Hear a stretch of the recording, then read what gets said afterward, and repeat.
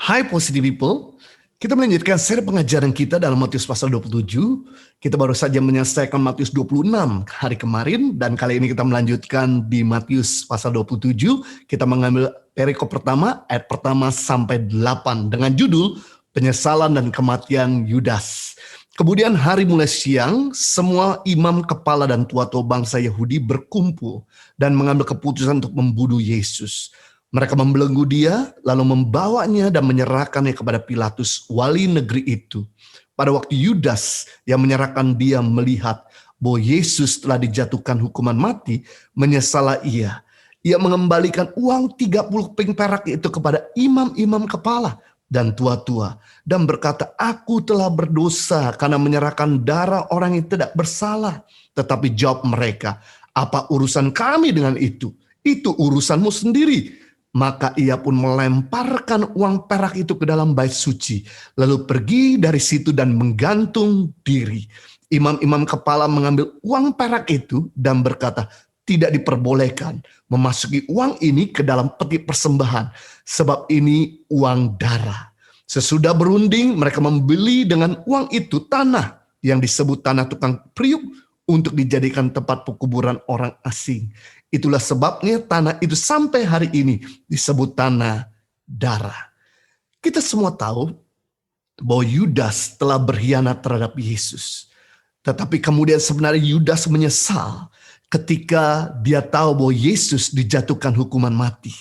Tetapi Alkitab tidak berkata bahwa Yudas bertobat. Alkitab tidak berkata bahwa Yudas kemudian meminta ampun kepada Tuhan atas segala kesalahan dan dosanya. Alkitab hanya menulis dan berkata Yudas menyesal dan kemudian pergi menggantung diri. Dari perikop ini, Daily Devotion hari ini, saya mau bagikan ada 3 pelajaran tentang perbedaan antara penyesalan dan pertobatan. Yang pertama, penyesalan tidak selamanya adalah pertobatan. Penyesalan berbeda dengan pertobatan. Penyesalan bersifat pasif, sedangkan pertobatan bersifat aktif. Penyesalan perubahannya sesaat, sedangkan pertobatan mau berubah secara permanen. Banyak orang melakukan dosa seperti narkoba, korupsi, selingkuh, hamil di luar nikah. Begitu dosanya ketahuan, barulah mereka menyesal. Dan tidak lama setelah rasa penyesalannya hilang, mereka bisa melakukan pelanggaran yang sama lagi. Sama seperti babi yang kembali kepada kumbangannya. Sama seperti anjing yang kembali kepada muntahnya.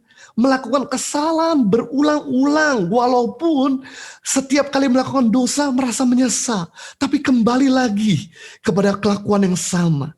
Seperti Simpson sudah diperingatin, jangan bermain-main dengan perempuan Filistin. Nanti kamu jatuh dalam dosa. Kamu abdi Tuhan, kamu hamba Tuhan, kamu hakim atas Israel. Simpson tidak peduli. Dan kemudian dia mengabaikan, dia tidak merasa menyesal, dan akibatnya ketika roh Tuhan pergi daripadanya, dia tanpa sadar bahwa kekuatannya sudah hilang. Sehingga ketika tentara Filistin mulai menangkap Simpson, kekuatannya sudah hilang, dia nggak bisa lagi melawan. Akhirnya orang-orang Filistin ini menangkap Simpson, mencungkil matanya, dan kemudian menjadikan bahan pelawakan. Dan akhir hidupnya dia harus mati bunuh diri. Untung di akhir hidup Simpson dia sempat bertobat dan minta ampun. Tuhan kasih kesempatan, kekuatannya dikembalikan. Tapi sudah di akhir hidupnya dia akhirnya mati bunuh diri. Kita belajar di sini bahwa sifat dosa selalu mendatangkan penurunan dan kehancuran. Sedangkan sifat kebenaran mendatangkan peningkatan kelimpahan. Ketika kita tidak mengakui kesalahan kita, ketika kita nggak mau bertobat, maka kita mengalami degradasi. Tapi ketika kita bertobat, maka Tuhan akan memulihkan keadaan kita. Maka kita akan mendapatkan peningkatan dan kelimpahan. Sama seperti Daud. Daud ketika melakukan pelanggaran yang fatal, dan kemudian ditegur sama Nabonatan, dan Daud berjanji untuk tidak mau melakukan kesalahan yang sama. Dia bertobat sungguh-sungguh sampai puasa berhari-hari. Dan betul, Daud tidak memulai kesalahan sama. Yang terjadi, Tuhan memulihkan keadaan Daud. Sehingga akhirnya Daud dipakai Tuhan menjadi alat kemuliaannya, dan dari Daud lahirlah sang juru selamat. Yang kedua, pelajaran tentang penyesalan dan pertobatan. Penyesalan hanya menyalahkan diri sendiri, sedangkan pertobatan mau bangkit untuk memperbaiki diri. Pada waktu Yudas tahu bahwa Yesus dijatuhkan hukuman mati, maka menyesalah Yudas. Itu sebabnya dia kembalikan uang 30 perak itu kepada para imam. Dan kemudian para imam menolaknya. Ini bukan urusan saya, ini urusan kamu. Karena Yudas merasa ditolak oleh para imam dan dia malu untuk kembali kepada murid-murid Yesus yang lain, maka Yudas kehilangan harapan. Itu sebabnya Yudas pergi menggantung diri. Berbeda dengan Petrus yang setelah menyangkal Yesus 3 kali, dia merasa menyesal. Dia menangis.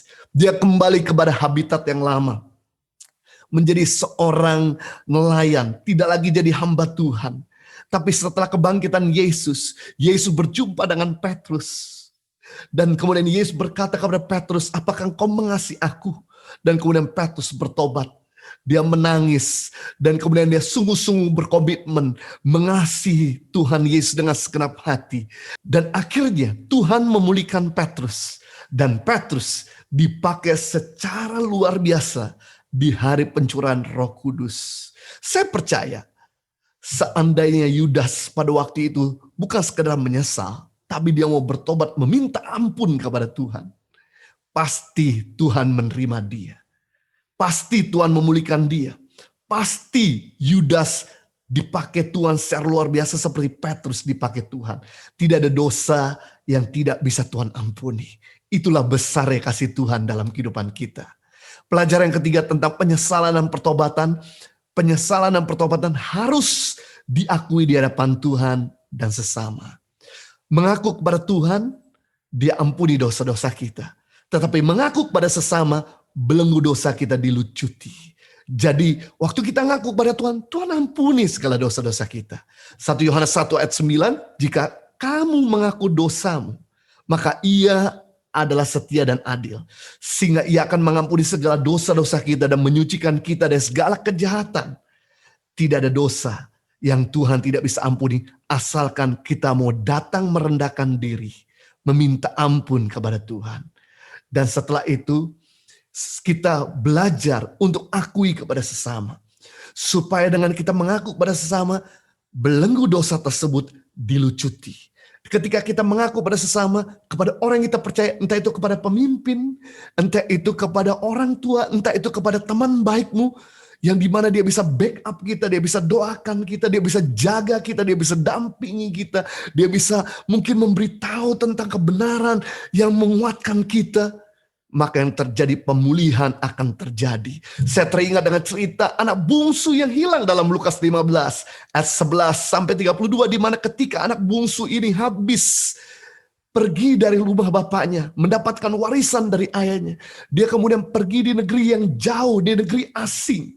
Disitulah dia menghabiskan harta ayahnya. Begitu hartanya habis, dia udah gak punya lagi uang untuk makan. Dan teman-temannya meninggalkan. Dan bahkan pacarnya pun meninggalkan dia. Tinggalnya dia sebatang kara di negeri asing. Gak ada siapapun, kenalan dan kerabat. Dia harus bekerja di peternakan babi. Sampai dia harus ngurus babi, kasih makan babi. Bahkan juga membersihkan babi. Dan belum dia dapat makan. Waktu dia kasih makan babi itu, dia ngiler. Dan dia ambil ampas babi itu untuk dia makan. Ketahuan sama majikannya, dimarahin. Dan kemudian sambil dalam keadaan menyesal di kandang babi, dia berpikir di rumah bapakku para pegawai tidur dalam keadaan perut kenyang, sedangkan aku di sini tidur dalam keadaan perut lapar. Aku telah berdosa di hadapan Bapa. Aku lebih baik kembali, sekalipun aku tidak lagi dianggap anak oleh Bapakku, tapi paling tidak hidupku jauh lebih layak. Dan ketika dia ambil keputusan untuk bertobat, kembali ke rumah bapaknya. Dan dari jauh bapaknya melihat, lari dan memeluk anak ini. Dan anak ini pertama kali berkata, Papa, aku telah berdosa di hadapan engkau dan di hadapan Tuhan. Ketika dia mengakui di hadapan sesama, bapaknya yang dia percayai. Kemudian yang terjadi, dia dipeluknya, dia dipulihkannya, dia digantikan dengan jubah yang terbaik, diberikan cincin yang baru, diberikan sepatu yang baru, dan kemudian status dia diangkat kembali menjadi anak. Satu gambaran ketika kita melakukan pelanggaran, jangan cuma merasa menyesal, tapi kita akui penyesalan kita di hadapan Tuhan. Kita akui penyesalan kita di depan orang yang kita percayai, sehingga orang tersebut bisa mendoakan kita, sehingga bisa mendampingi kita, dan bisa menolong kita keluar dari keterpurukan. Jadi kita belajar hari ini, pelajaran tentang penyesalan pertobatan. Yang pertama, penyesalan bersifat pasif, sedangkan pertobatan bersifat aktif. Penyesalan itu perubahannya sesaat, sedangkan pertobatan perubahan itu permanen. Yang kedua, penyesalan hanya menyalahkan diri sendiri, sedang pertobatan mau bangkit untuk memperbaiki diri. Yang ketiga, penyesalan dan pertobatan kita harus akui di hadapan Tuhan dan sesama. Saya percaya kita semua gak ada yang bisa lepas dari kesalahan, tapi setiap kita bisa pulih dari kesalahan kita, asalkan kita bukan cuma menyesal, tapi bertobat. Live a better life. God bless you.